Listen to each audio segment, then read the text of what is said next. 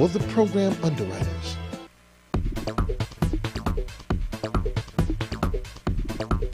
BronxNet. Your voice, your views, your vision.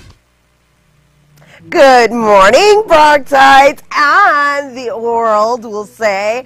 Welcome to an exciting edition of Open, the one and only show that opens the Bronx and the world to you. I'm Rhina Valentin, your café con leche, and host. As always, we are excited, very excited, to bring you the best from arts, entertainment, music, sports, and so much more. First up, we begin with our Open Weekend Preview V-Day 2011, which is presenting an event to help stop violence against women. The V-Day 2011 movement planned to gain money in order to cease the violence. We will also follow with the KR3T's 20th anniversary fundraiser, and to end our previews in Women's History Month, there's a poetry slam celebrating Haitian women. Poets will unite at Lehman College in honor of Women's History Month, and that is our Open Weekend Preview. Later, that is. After our Open Weekend Preview, we have guests to inform you about upcoming events that you should be aware of. Latin American and Puerto Rican Studies Professor Alicia Galvez is here today with producer and director of Contigo al Norte, Guadalupe. And they're going to discuss the film and, of course, some future projects.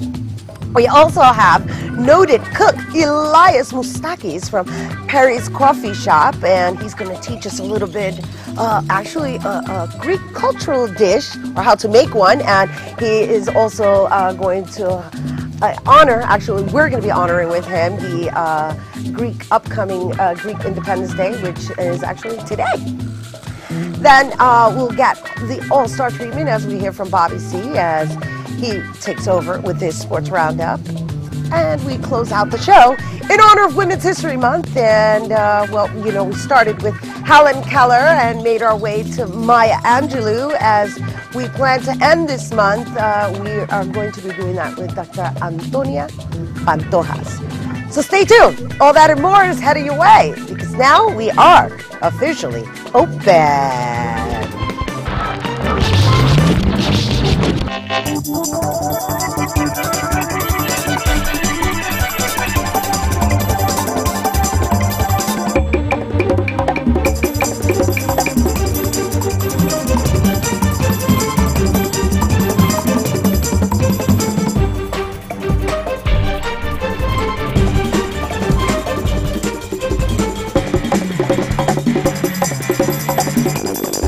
Hello and welcome once again to Open. Rhina Valentin here, your café con leche. Every Friday morning, and today is Friday, March 25th. This Friday, we are actually DJing, listening to the sounds of a new DJ as we continue to honor Women's History Month. We're gonna welcome to the set DJ That Curl Girl. Ooh. Girl, well, she's going to let us know, because it's actually an honor to finally have a woman on the open set. Thank you. You have to speak into the mic. What is it, DJ That Curl Girl? It's DJ That Girl Curly. That girl Curly. Yeah, like that girl, like that girl. Like that with a D, like that girl Curly. Exactly. Hot. All right, so you're down with the DJ Paul Quintana family, which means we're going to be listening to a little bit of that house music today. Yeah, Paul and myself, we do internet radio shows. He does House Masons, and I do pre-party radio. But we have like similarities of interest. What we do, and we entertain. The mic is falling. Yeah. I'm sorry. It's fine. But like I was saying, both of us have similarities in entertaining people worldwide on the internet through music. That's hot. That's house hot. music at that. And what's even hotter is that you're a woman. Not that we love Paul Quintana and we love all the DJs we've had on. However, we've been honoring Women's History Month, and it's actually an honor to have an actual woman on the scratch of the wax, or whatever it is that you guys refer to it as now, because everything's computerized now and like high tech. Everything is digital, but it's just as good though, really. That's what's up. Now, just because we are honoring women, I would like you to share with our viewers in honoring women this month. It's Women's History Month. Out of all the women in your life, who stands out the most that you can pay homage to or acknowledge? There's only one person right now, and that's my mom. My mom is my inspiration.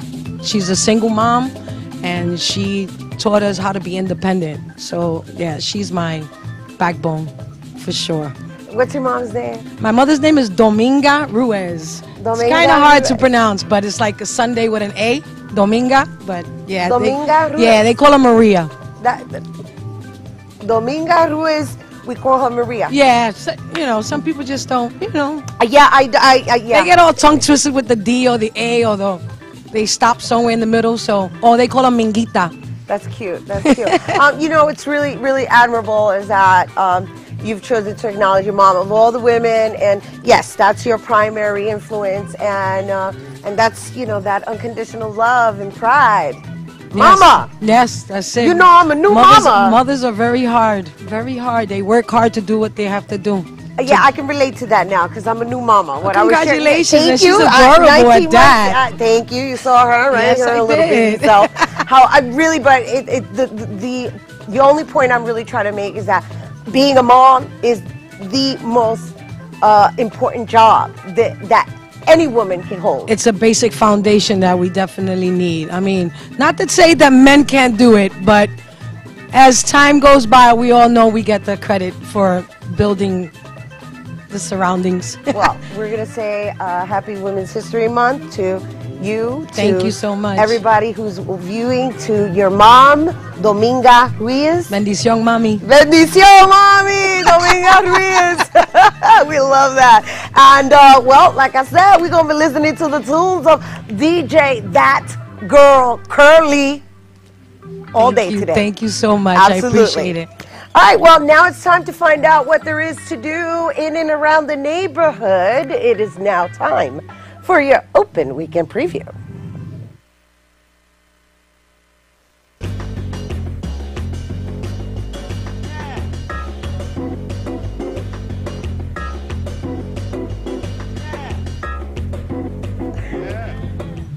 First up, V-Day 2011 presents Help Us to Stamp Out Violence Against Women.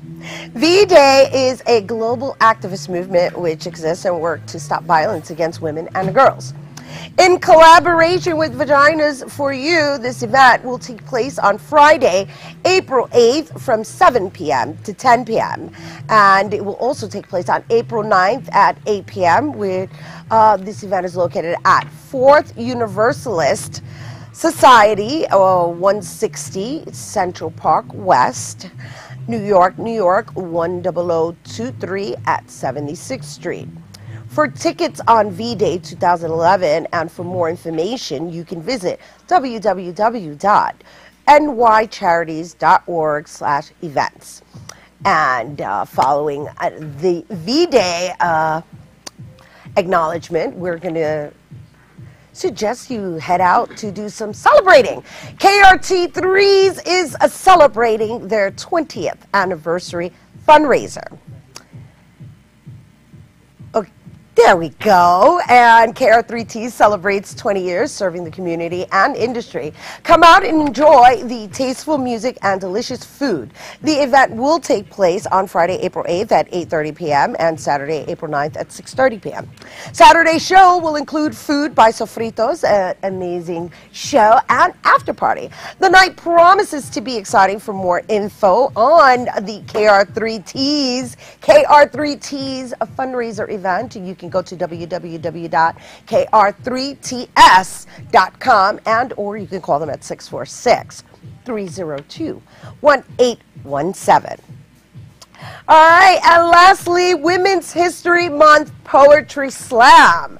That's right, we're full of Women's History Month acknowledgement this episode. And, well, they're going to be celebrating Haitian women in honor of Women's History Month. Several esteemed poets will visit the Lehman campus for a poetry slam on March 28th in Lehman College East Dining Room, and that's going to be from 3:30 to 5:30 p.m. And the event is sponsored by the Division of Arts and Humanities and the Women's Studies Program, the Creole Students Association of Lehman College and Haiti Cultural Exchange Incorporated, and it will be hosted by Francesca, Andre, and Jean-Denis Joachim.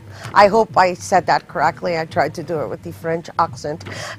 Needless to say, they're going to be celebrating Haitian women, and this free people, free and open to the public. And for more information on that event, you can call 718-960-8215, and or you can visit them online by going to www.haiticulturalx.org/program. All right, that's a lot. Hopefully you were able to write it down while we were discussing it earlier. And bueno, mi gente, that is your open weekend preview.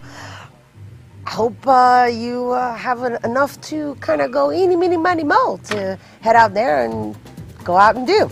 All right, the annual Bronx Blood Donors Chairperson's Breakfast Awards, which was at the Bronx Zoo, that ends, excuse me. All right, we do have to take a quick second to acknowledge, I'm a little twisted here because we went from the Bronx Zoo. However, we're going to get to the Bronx Zoo, but I want to acknowledge my accessory sponsor, Ginger Pinks.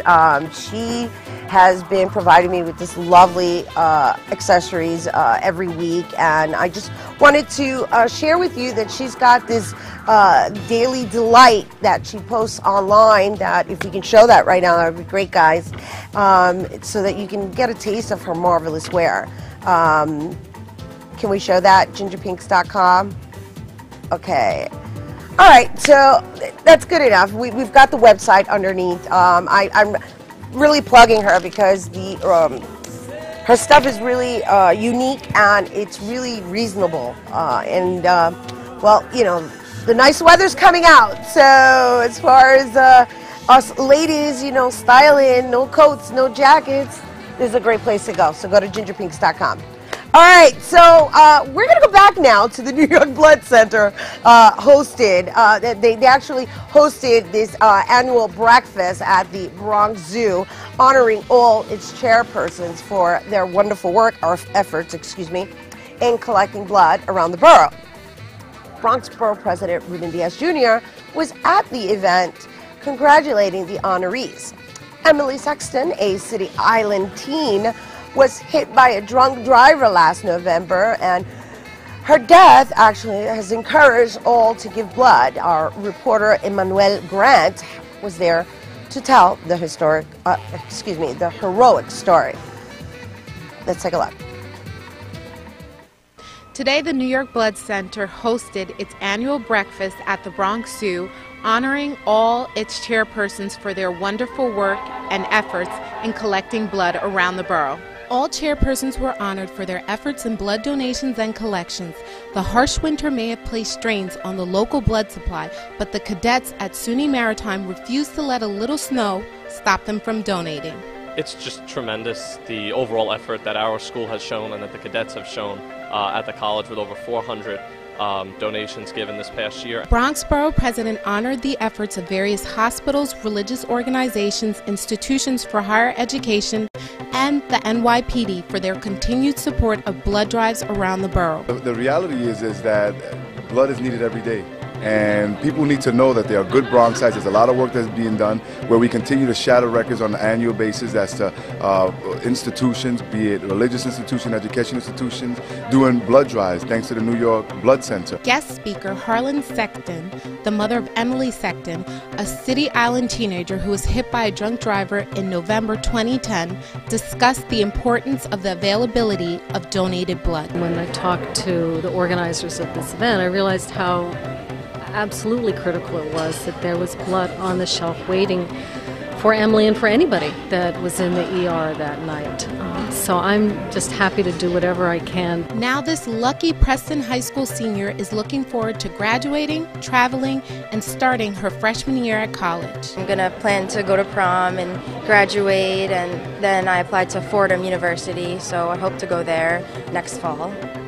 The event hosted at the Bronx Zoo placed a highlight on blood drives in the community and various different organizations that are helping communities to generate the blood supply in New York. This is Sylvia Anglin for BronxNet. How you doing? Hi. Hi.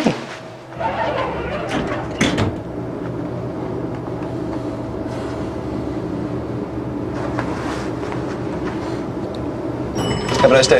You too. Thanks. If only child abuse were this easy to recognize. If you even suspect abuse, call 1-800-4-A-CHILD. All calls are anonymous and confidential. Trust your instincts. Megan, you're a tramp. Brian Fitch told me you guys made out. Everybody knows. He says you're the most desperate girl he knows, besides your mom. How many boyfriends does she have anyway? Lots? That zit is huge. Zit face. Ugly.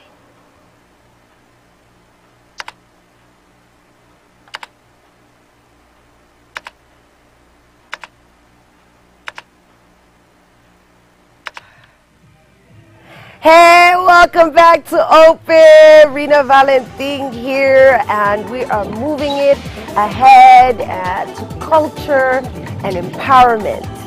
Yes, we're talking about mano a mano, Mexican culture without borders, and Lehman College. They team up to present a documentary premiere, Contigo al Norte, Guadalupe.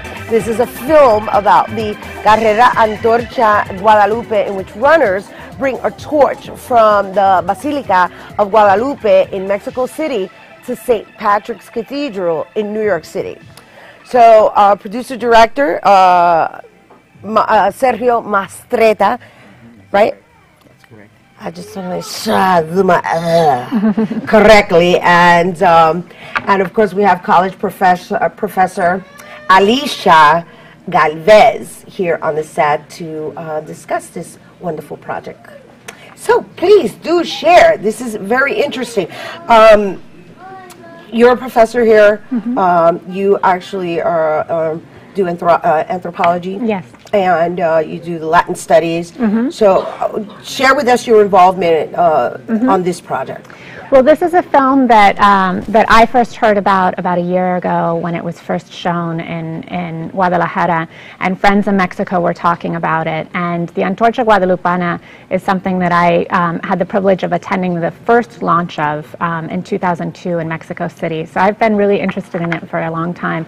And this is the first feature-length documentary that really chronicles what the Antorcha accomplishes and its message. And so I couldn't wait to get involved with it. And it's a great way for Lehman College and Mano a Mano to partner up.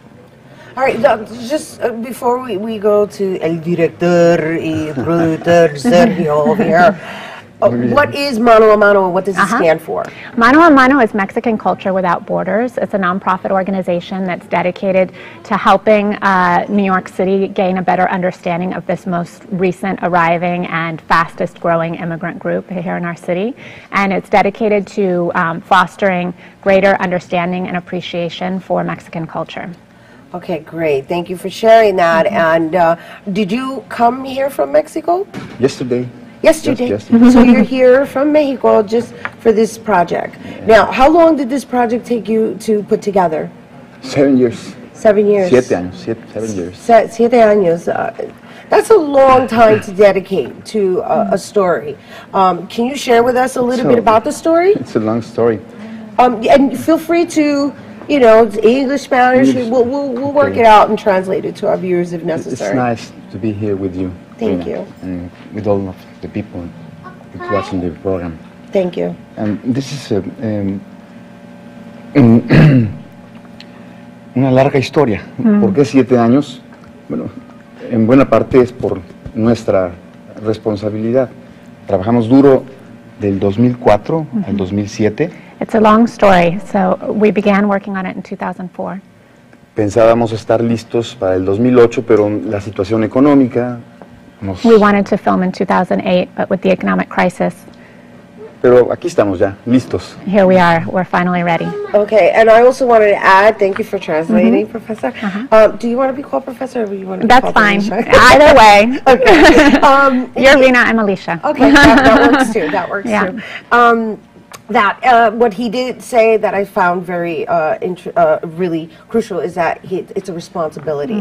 That was the word that stuck out the most in I guess referencing your cultural history, the documentation of it, and so with that, what is it that is so important about this for everyone else to see? Eso es lo importante para mí. That's the important thing.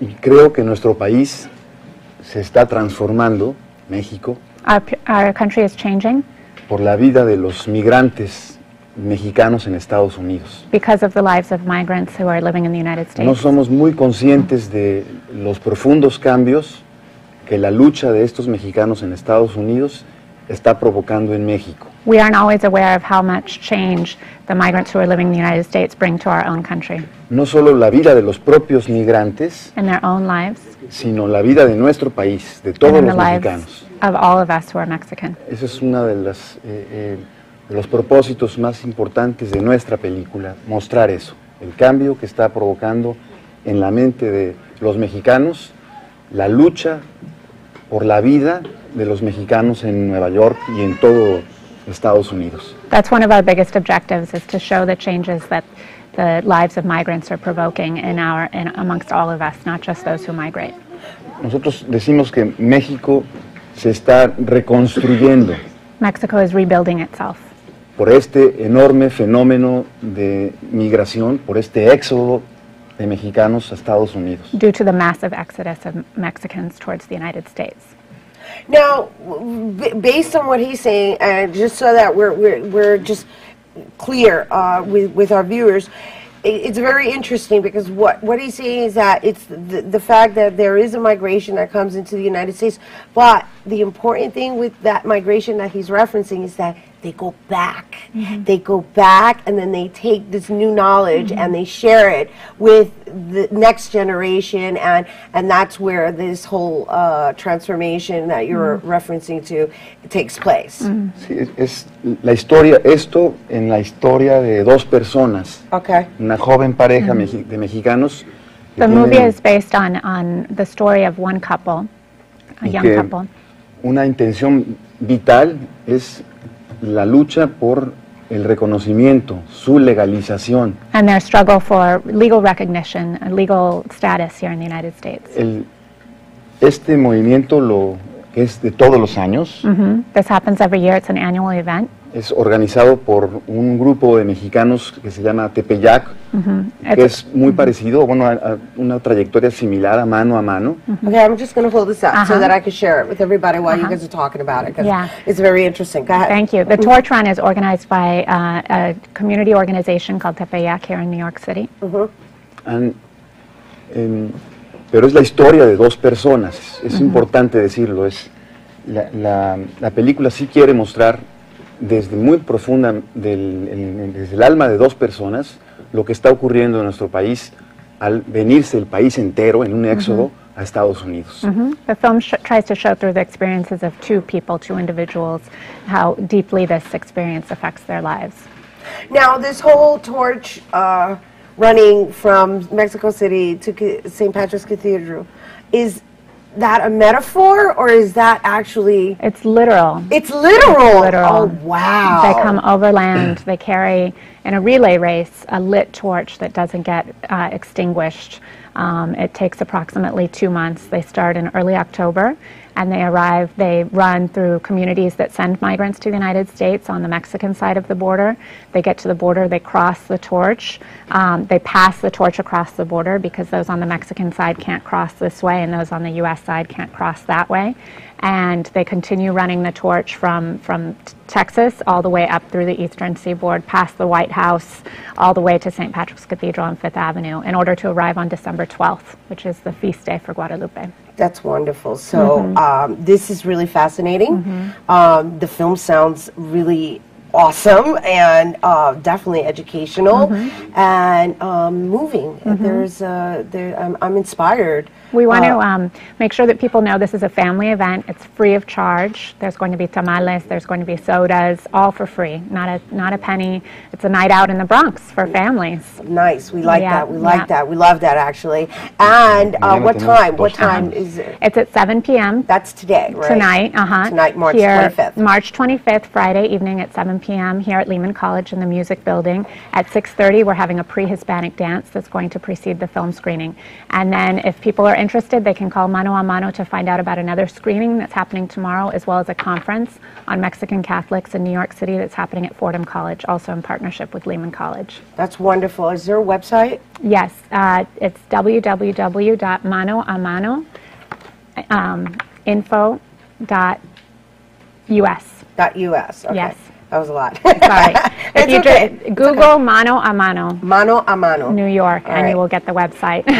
Thank you so much, Professor Alicia Galvez. Thank you. Producer, Rhina. director, Muchas Sergio gracias. Mastreta. Muchas gracias. Thank you for visiting us here on the set, all the way from Mexico City.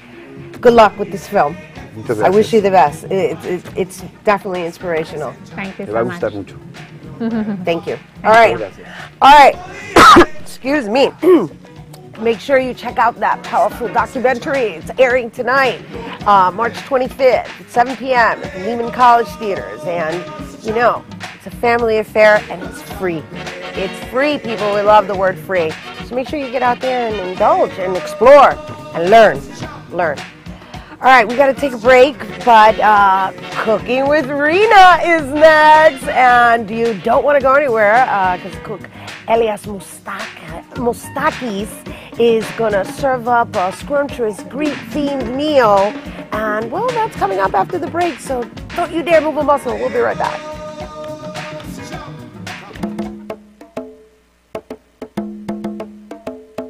What I'm currently working on is part of a performance series named Young Urban Roots, and it's happening here at Ostos Community College, and Ostos and Jane Gabriels are coming together to produce this 2-year performance series, and we are lucky enough to get to open that performance series. Part of the intention of having this happen is that artists get from different walks of experimentation and mediums and disciplines come together and get to know each other and get to see each other's work, and maybe we create some kind of network and connection where something else might come to life. And implicit in the 2-year performance series is looking into tradition or looking into roots and how they take form or shape. The title of the work, De Rumba, en español, has different possible meanings. De rumba, it could translate to something like heading to a fiesta, or a rumba, the Cuban music and dance manifestation. And then derrumbar, yo derrumbo, tú derrumbas, derrumba also means to knock down. And I'm playing with that idea of collapsing or demolishing something, or a breakdown of something for something other to emerge and come to life. I think that we are going to branch out into possibility again, just like I'm interested in present, into the future, and not forgetting, you need to stay grounded and rooted. Roots before branches. And I think that's very smart.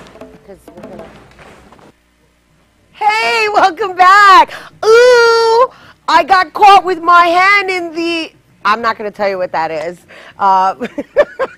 We're actually going to begin our Cooking with Rhina segment. And just really, before we went to break, I briefly introduced our next guest. And in honor of Greek Independence Day, Elias Moustakis from Perry's Coffee Shop is, he's here, and he's going to give us a presentation of, cultural, Greek cultural, typical dish that he's going to teach us how to make. He's going to give us the ingredients. And, well, when you came back, I was kind of like going into everything. But now we're going to learn how to do it. Please welcome to the show, Elias Moustakis. Yay! All right, I'm really excited because, well, there's food. So, can you share with us just the cultural history of what we're about to learn to make? Well, the most Greek thing about this is the Greek feta cheese, which is in this dish. Okay. Everybody knows Greek feta is like one of our most popular cheeses. Okay. These are the basic ingredients of how we make this. We use chopped spinach. We chop up 2 onions, half a pound of Greek feta cheese. We need about half a cup to a cup of dill, depending on your taste. We take 6 eggs, and we use the butter and white pepper for the phyllo that we're going to put on top and on the bottom of the dish. Okay, just in case everybody hasn't figured it out by now, we're actually going to learn how to make Greek spinach pie. Correct. Right? Correct. All right. So, shall we begin, or are we just gonna like? Well, these are the first of all, we take 3 pounds of chopped spinach. We boil it for about 2 minutes. Okay, I just want to show everybody. So Okay. yeah, because so they This can is actually chopped see it. Where we put it? Okay, right here. So this is the actual spinach, right? He chopped it up. It looks cooked. Is it cooked? No, it has to get boiled for about 2 minutes just to warm it up. Okay, so we boil Yeah. the spinach. Okay, then onions. We take 2 onions. We chop them up. We saute them for about a minute. We don't let them get brown. We just saute them for a little bit. Take half a pound of feta. We crumble it into the mix. Feta cheese. This is the Greek component to it. He said Yes. this is the most Greek component to it, Yes. which I thought was funny. And so how much feta? Half a pound of feta. The ingredients I'm giving you are to make a 9 by 12 dish, which is this size right here. This will make what we made today.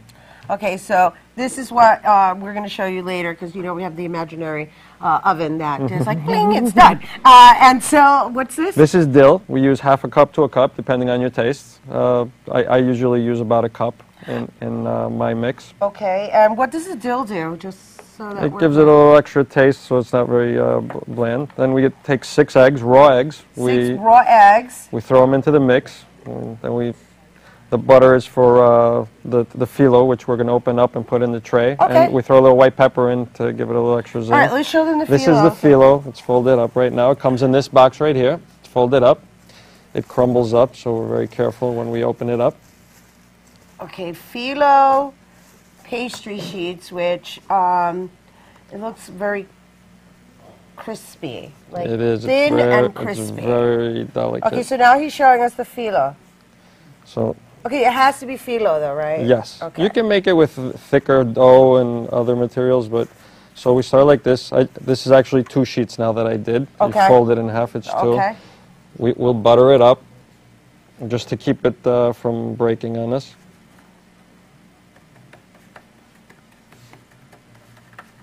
Now, is this a typical dish that you use during your holidays? You know, Yeah, because as Puerto Ricans, we always cook the same thing. Like on the holidays, it's ridiculous. I mean, it's like nobody's innovated our holiday traditional dish. So, is this like the same thing? Is this equivalent to like you know? We make this during our holidays when we have big get-togethers. It's something we serve at with the coffee shop. People use it every day. We have Boricua College opened up across the street from us. A lot of people love it, and they just we serve it with the Greek salad, but they just want the spinach pie. It's like, I want the spinach pie. Nice, nice. So we've done the with the bottom 4 layers of the phyllo. Right. Now, if we had mixed all our ingredients together in a nice big bowl, we'd throw them in there, do the same thing on top. We'd throw another 4 to 6 sheets on top. Okay. Throw it in the oven, preheat the oven 350 degrees, and let it go until it becomes a golden brown. It usually takes about 20 minutes. 20 minutes. Okay, I just want to share with everybody that he actually took the phyllo and layered it. I could touch it because we have the imaginary. Yep. He took this and he folded it into the pan, and then he put the butter, and then he took another one and folded it and put additional butter, right? Yes. And now he's saying is when you would add all of Now the other ingredients. Now, is there a particular order that they No, need to be? you mix everything up in a bowl, a nice big bowl. So you take all the ingredients we discussed earlier, you throw them in a bowl, mix them up, get nice and dirty, put them in there, level it out, and then you throw up another 3 of these sheets folded, which would be like 6 sheets on the top. And what we do is, before we put it in the oven, so it cooks nicely, we score the sheets with a knife so that you can get the pieces that you want. If you want, you can zoom in on the pre-cut Okay, pieces. so we're going into the imaginary oven, and boom, that 20 minutes later, this is what it would look like. So we've pre-scored the phyllo on the top so we can get our pieces to cut nicely and it doesn't break on us when we cut it. And we have our serving sizes here. Well, you know I'm going to have a piece.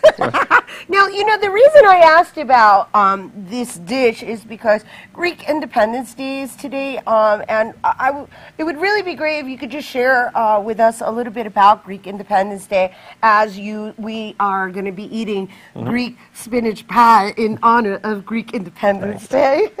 The Greek country was under Turkish tyranny for over 400 years, and on March 25th of 1821, the rebellion began to free the Greek peoples from that tyranny. And that's the day we celebrate on this day, March 25th.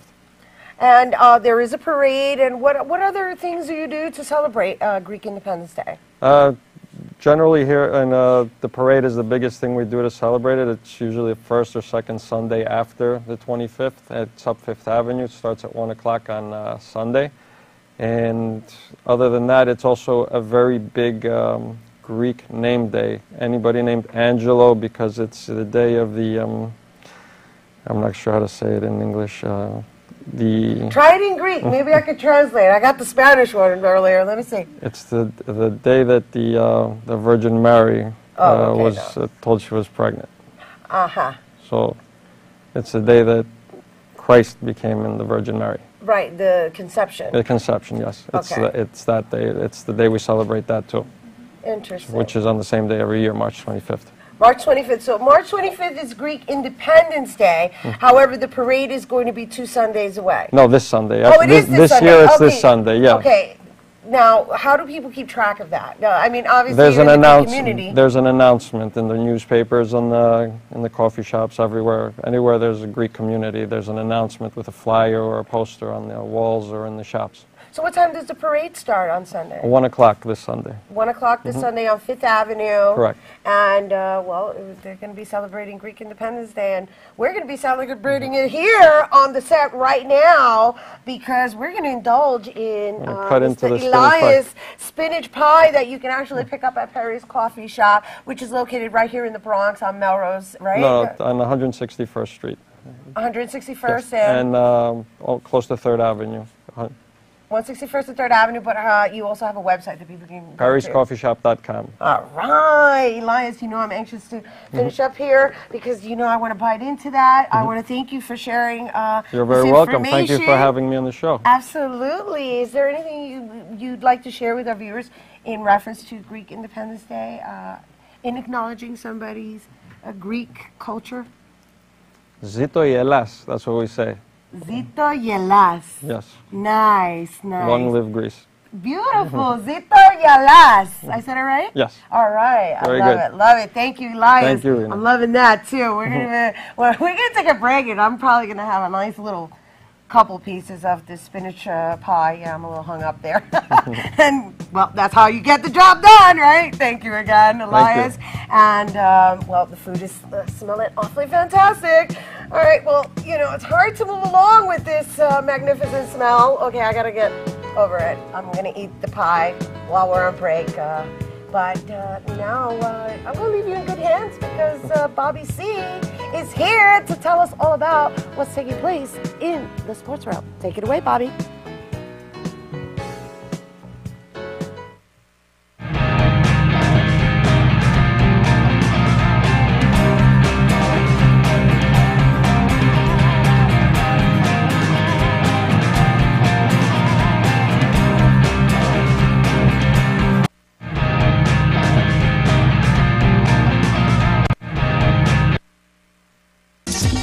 The sweet sounds of the spring are coming home.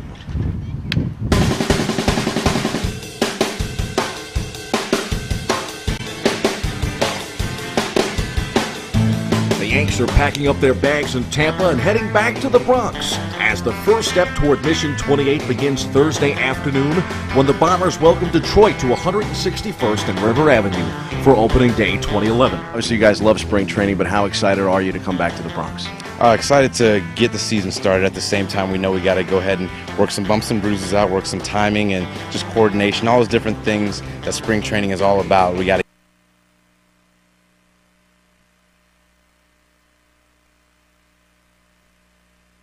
get that stuff done here in Tampa. It'll be a lot of fun. You know, we're looking forward to this season, and we'll be up in the Bronx starting the season off before we know it. Baseball is back, and the Yankees are hoping to make amends for a lackluster American League Championship Series last fall.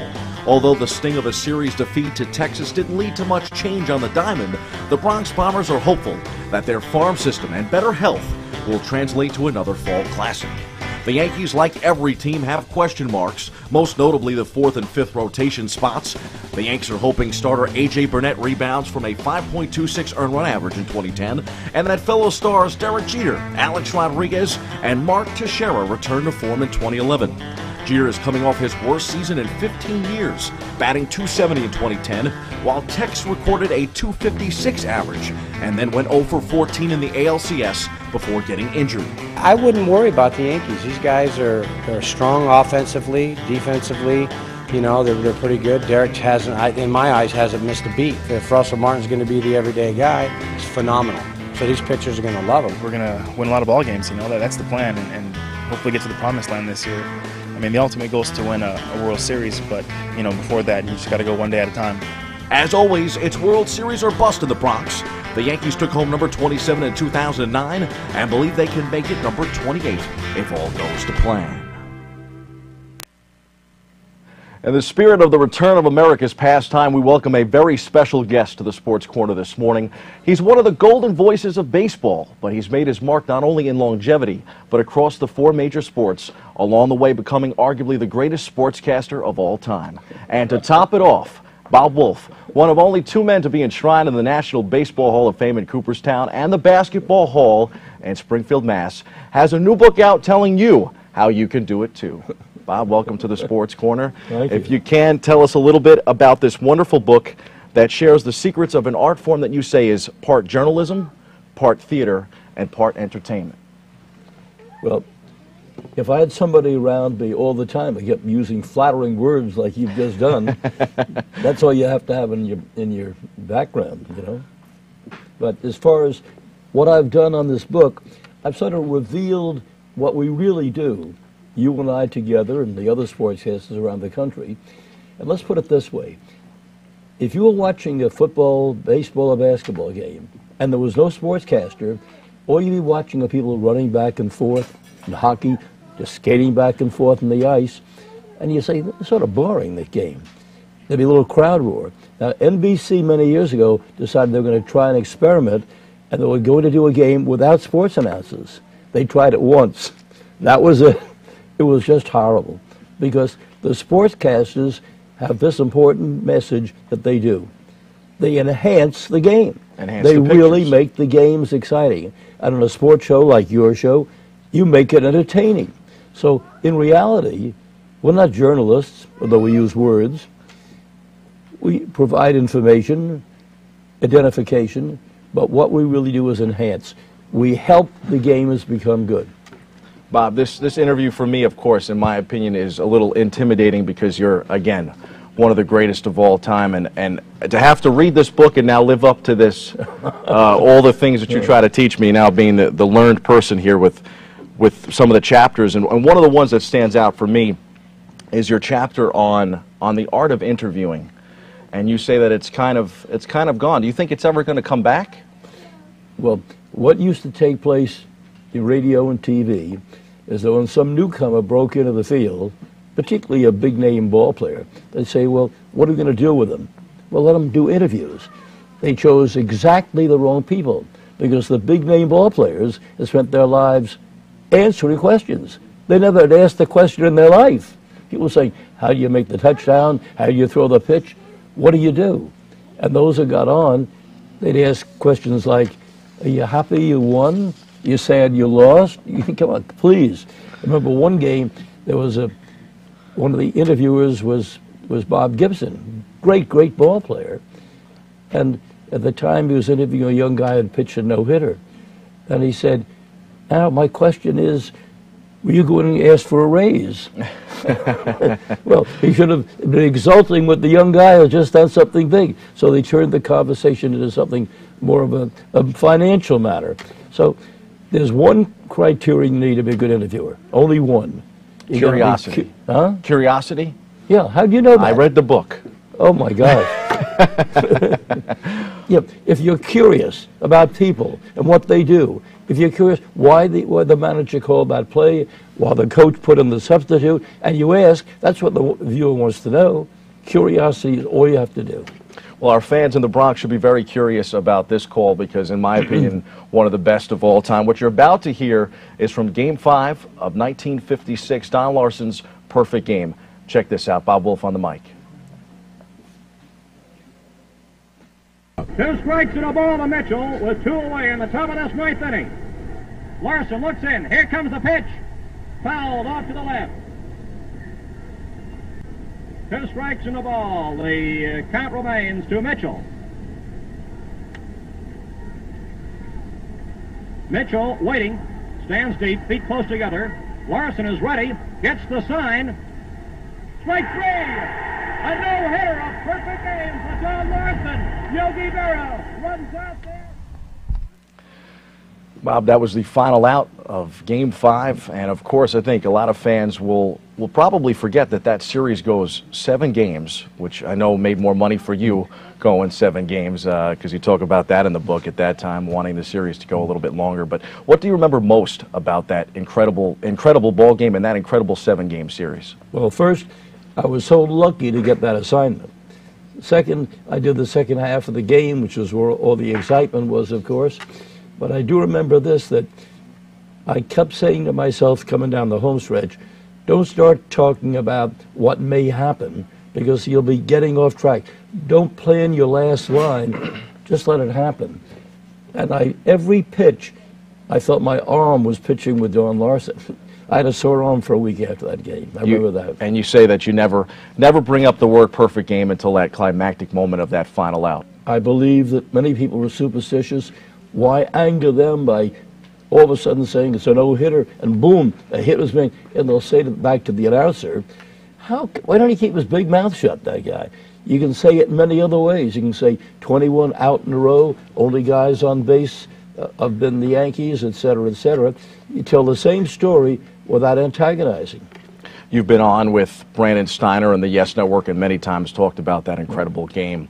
How does it compare, in your opinion, to Roy Halladay's no-hitter in this past postseason, since they now are the only 2 to throw no-hitters in postseason history? It's a record that can never be broken. It can be tied, right? Well, Halladay tied. He's a great pitcher. Of course. Now, for me, this book is, these 2 are my favorites. This is your 4th book. Why did you decide to do the complete guide to sportscasting now?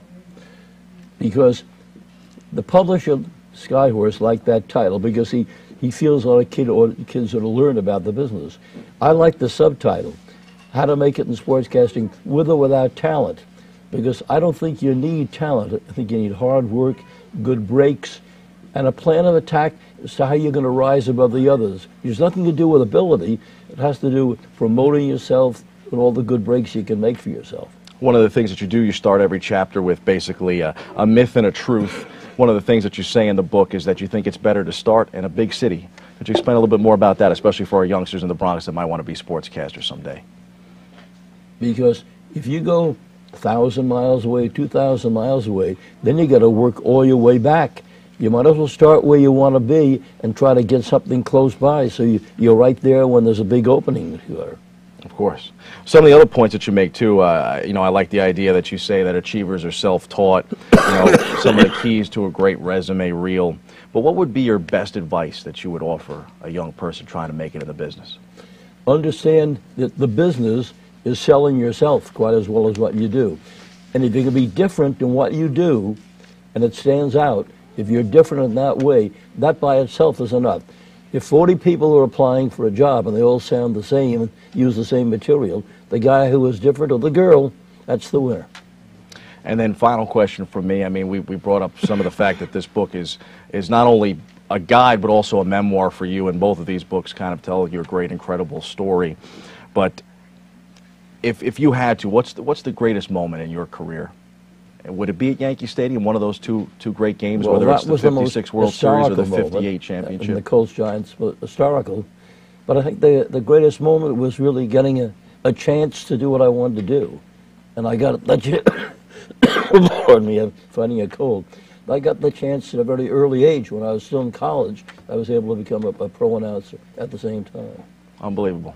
Bob Wolf's latest is available at all major retailers and online at Amazon.com, BarnesandNoble.com, and through the publisher at SkyHorsePublishing.com. 72 years in the business, 27 as the voice of the Knicks, 20 as the voice of the Rangers, the last 25 at News 12 Long Island. In between over 9 decades, the biggest and the best sporting events, Bob Wolf has been behind the mic for them all. The only sportscaster to call all 4 major championships, baseball great, and Bob's former broadcasting partner, Joe Garagiola, said it best. Complete is a Bob Wolf word.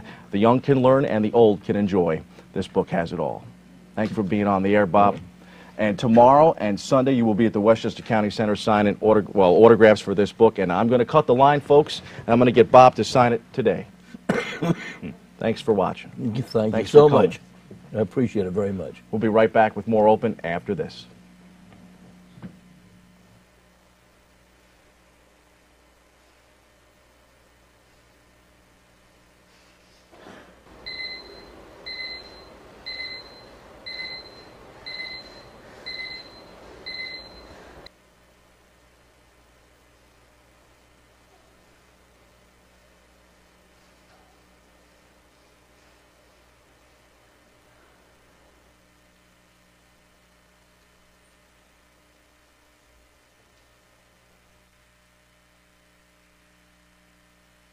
I just want us to take 5 seconds to look at those individuals to my left and to my right. You're looking at the future. These are students of Jonathan Levin High School in the Bronx. They are products of the Bronx, and they receive the media, the communication, the resources, the equipment, the tools, the knowledge, all that has been given from BronxNet last year. We had an opportunity in which some of our students were able to become interns at BronxNet. It was an invaluable opportunity. Some of those students today are in Syracuse University, Newhouse School of Communications, which is one of the best communication schools in the United States. They gained that internship, which is priceless, through BronxNet. Sometimes it's not always about the present or yesterday, but it is about the future, and we represent the future, and we need the services, the internship, the process, the resources, the equipment, and the love that BronxNet offers to our students. Voice your support to keep the channels open and strong. Online, visit BronxNet.org and click on Support Public Access Television and sign a letter to your local representatives.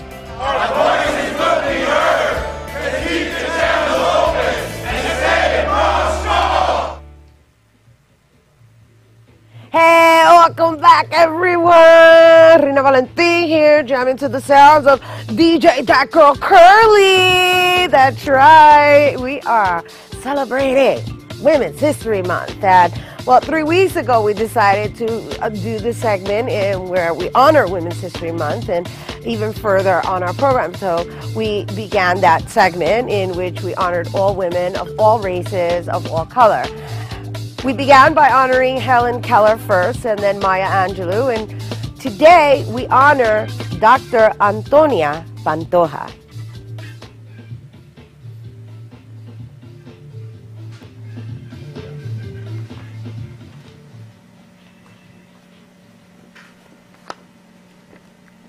One cannot look one life. You have to live life with passion. I am for the fact that our children must learn English for their livelihood, and because they should know that the language of the place where they live. If we are ready bilingual, why should our children lose their language and only speak one language, English? Sometimes people think that we shouldn't express yourself directly and say what you're thinking, but you have to. You have to be open and direct and say what you mean. Call things by their name. Thank you, Hannah Kim. We're going to give you a little history about Dr. Antonia Pantoja. She was born on September 13th, 1922 in San Juan, Puerto Rico. From birth, she was a leader with a vision. She was the founder of Aspira and the inspirations for numerous organizations that address the social needs and educational aspirations of the Puerto Rican community and Latino youth. Dr. Pantoja was a leader, a civil rights leader, and an activist, an educator, a feminist, and an author, a social worker. Dr. Pantoja's voiced her thoughts and always led by example. Her legacy includes inspiring others to overcome life's hurdles and become successful leaders. She overcame obstacles through determination, discipline, and creativity. Dr. Pantoja was an energetic woman with a wonderful sense of humor. Dr. Antonia Pantoja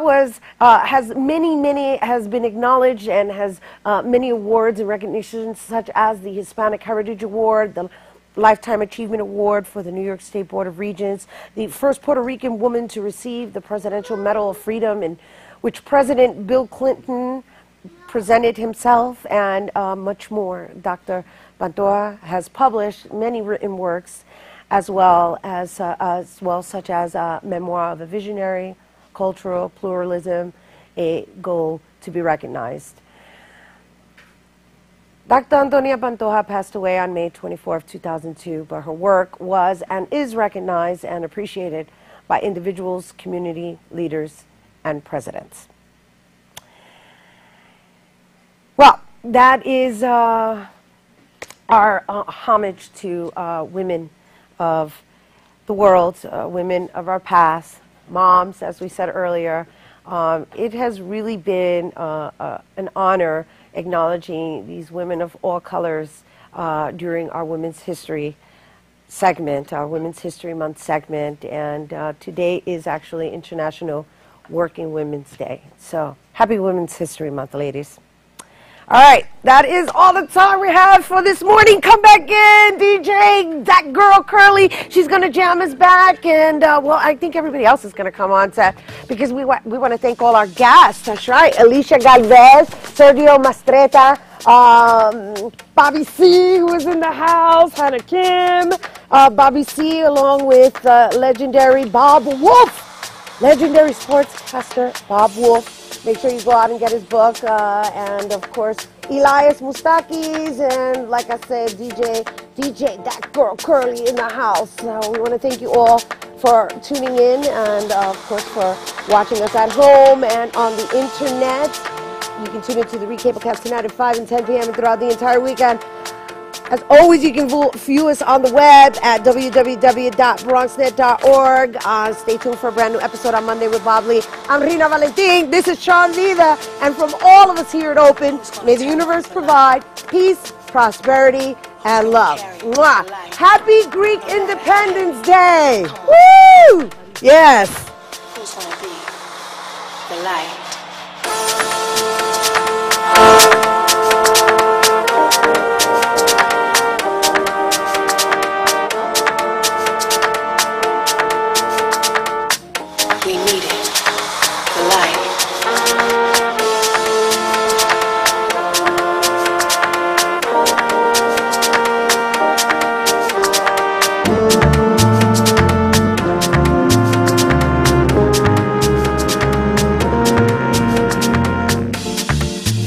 Wanna be lost on a sea of many faces, trying to keep up with the planet's fast paces, trying to fill in the empty spaces with more emptiness. As ecology, humanity, spirituality regress into a deep dark recess. Who turned off the light? Where is the light?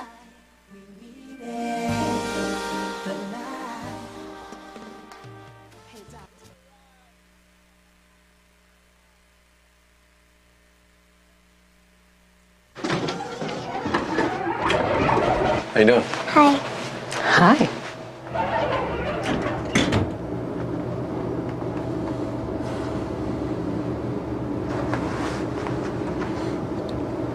Have a nice day. You too. Thanks. If only child abuse were this easy to recognize. If you even suspect abuse, call 1-800-4-A-CHILD. All calls are anonymous and confidential. Trust your instincts.